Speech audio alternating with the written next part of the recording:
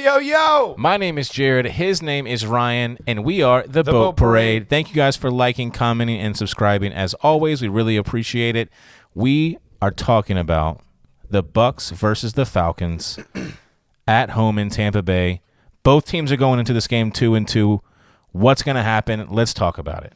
Yeah, I'm really excited for this game. I think the thing that came to my head as we were going through this, because we were just talking about this loss to the Chiefs, if we could somehow merge our performance against the Packers defensively with our offensive performance against the Chiefs, 31 points, 385 by Brady. It was a great game for Brady. Offensively, Evans was back. They were hitting the middle. I mean, we had a lot of good things about that game.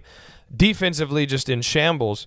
If we can find a way to put those pieces together, I think we'll have a great game against Atlanta. Atlanta's not really a top 5 in the league superstar team. This should be. Well, that's what I want to talk about is because a lot of people that I have talked to, barbershop talk and, people talking around the water cooler and whatnot, people just say, oh, it's the Falcons, and we've been beating them pretty regularly over the past couple of years. It should be no problem. But you can't write off a team like that mentally. So I understand that they're not, star power. They have Marcus Mariota under center. Cordero Patterson's hurt. Yeah. They have Kyle Pitts as like their main tight end guy. And then as far as star power goes, that may be it. Yeah, well, the news came out yesterday that Patterson's going to be out. He had a minor surgery on his knee, presumably meniscus tear or something along those lines. Exactly my point. Yeah, so but my point is their only running back that anyone knows exists is hurt and he's out. And he's really a wide receiver. And he's really a receiver. And then we can name like 3 other people on the Falcons, and that's it. They're not a star-powered team. Now, that doesn't mean, remember, football is the ultimate team sport. Every man beats their man and plays their man. You still have to go out there and play a game. If you play in the NFL, you're phenomenal at football. That's right, yeah. It's not like, oh, these guys are scrubs. It's not college where, oh, it's USF out there on the football field. Or right now the Florida Gators out there on the football field. Well, we've talked about a lot, like I brought this up. We had this conversation years ago about how the worst team in the NFL would crush Alabama, the college team of Alabama, because the training, the commitment, the development, the weight difference per position. I mean, it's unbelievable, the difference, the game, how well you know your position, how well you work corporately with everybody. But football, it's an every given Sunday type thing, any given Sunday, because it's a team sport. And so for this Sunday, I think, you have the past 2 weeks said Leonard Fournette's going to have a big game, and then he's absolutely wet the bed a couple times. But this game, maybe not his fault. We don't know. But you have to. If you want to win a football game, you have to establish the run. Yeah. You can't just be like on the college level. You can't just be Washington State and throw the ball 80 times a game and expect to be successful. Obviously, Brady went 39 for 52, threw for almost 400 yards and 3 tuds and no picks. But you can't win a game like that. Not with a defense that's broke. Not with a defense that gave up 200 yards of rushing 41 and 41 points. Jeez. I mean, their worst case scenario was we're going to kick a field goal. That's like worst case scenario. But here's the deal. I think this is definitely a game we can win. I think we're going to win it by more than 2 possessions. I think Fournette's going to go take the over. I'm taking the over on 100 rushing yards for Fournette in the game. I think you want to go double or nothing on that?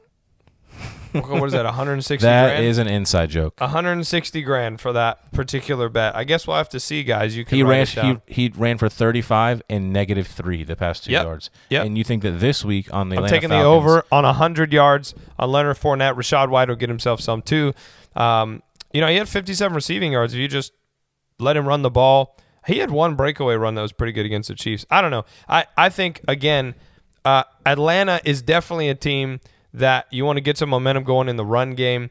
And then I think as Brady gets to the middle more with Mike Evans, I think this is going to be won by more than 2 possessions. I think it's going to be, I don't know.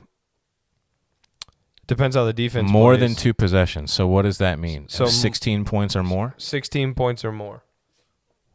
That is a lot. I think that it'll be a little bit closer than that. I think the Bucs will win. Win by 10. I was thinking somewhere in the 8 to 9 range that they'll win by. I don't know what they're favored by at home. Maybe not a lot after the kind of performance that their defense has put up the past week. It would probably play better on the road, to be honest with you. I don't know what it is. The guys like to travel. 2-0 on the road, 0-2 at home. Don't know what's going on with that. I don't know what's going on with that either. You'd think you'd win at home. I mean, I don't know. We were there at the Packers game, and definitely there is an advantage of being at home, but I didn't feel like the fans were like an extra level of lit. It's also because that was the Packers, one, and they travel the best in the NFL. Yeah, there's a lot of Packers fans. We brought a Packers fan, but we dressed her up like a Bucs fan, so nobody knew. True. She was louder for the Bucs than she was the Packers. That's right. You don't do that. You don't do that. Fire the cannons. One time in the whole game. Anyway, we'll leave that alone. This is about the Falcons and not about the Packers. This is about the Falcons. But you could tell how we feel about this one. I think this is a good win for us. I think this is going to put us in the positive again. Do you think that the Bucs defense can stop Marcus Mariota and not have the problems that they had with Patrick Mahomes? Yeah, I think so. I mean, because Mariota is not quite the quarterback Mahomes is. A lot of those spin off 9 tackles, do a backflip, and chuck it at the end zone, and there's someone unguarded just standing in the end zone catching the ball. I don't think you're going to see a lot of that against Atlanta. I think Coach Todd's going to address this. This is like what we talked about, like in our personal life. We're not saying this, but we've said that like Patrick Mahomes is the successful version of Johnny Manziel. It's a fact. And Marcus Mariota is basically like a non-party guy, plays the same way as a Johnny Manziel did in college. Run around the Oregon offense back in the day, kind of fizzled out in the NFL because it doesn't really work. Patrick Mahomes is really, him and Lamar have made that work. Marcus Mariota hasn't, but now he's having a resurgence. I think, it could be dangerous, him wanting to prove himself. Yeah. And he's wanting to get paid. He's wanting to continue his career. He's wanting to achieve great things.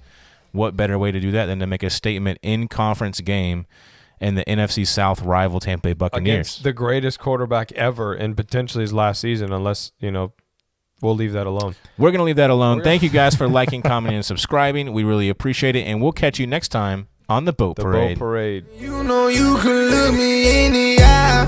It's all because of Jesus. He the reason I'm alive.